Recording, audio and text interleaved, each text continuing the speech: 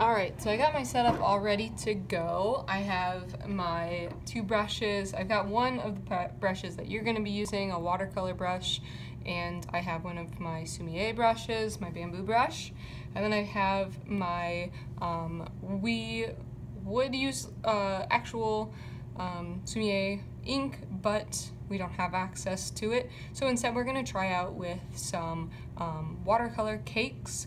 So right here, this is actually concentrated pigment, and pigment is just a fancy word for color.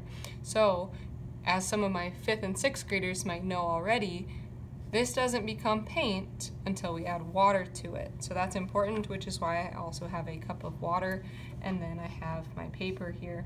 So we're gonna go ahead and we're gonna try out and practice the 4 basic brush strokes.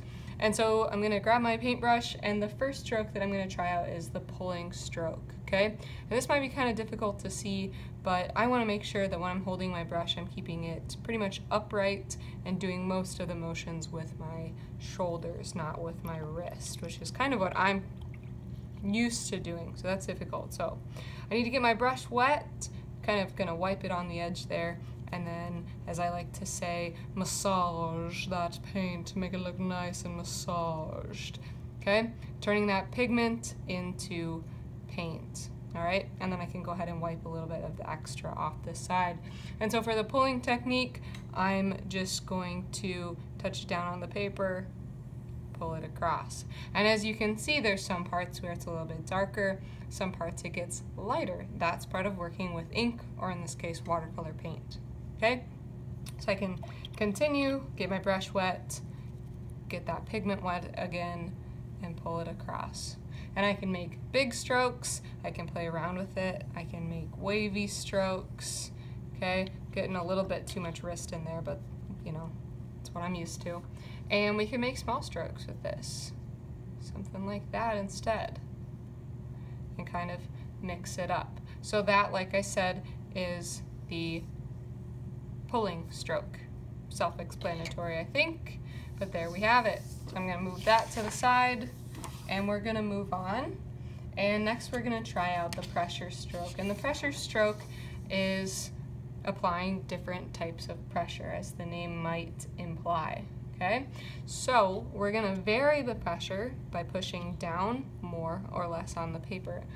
And so I'm going to start out, I'm not going to press down very much. I'm going to keep just the kind of the tip of my brush on there, and then I might press down a little bit more and see how my brush is flattening, and then pick it back up, flatten it out, pick it up, flatten, pick it up, flatten, pick it up, flatten. Okay? And as you can really see with this one, that pigment didn't last very long. So I can try to spread that a little bit out, but I can leave it too. So this time I might skip dipping my brush in there since I still have some paint left, and see if we can get it a little darker. There we go. That's a little bit easier to tell, but notice my bristles are really flattening out. I don't want to flatten them too much and give them a bad hair day, but for the most part, that's what we're going for. So I can try out some different things with that if I want to. Pretty cool. And so that is the pressure stroke, and then I'm ready to move on to my 3rd stroke, which is the side stroke, and we're going to be using this one a lot today.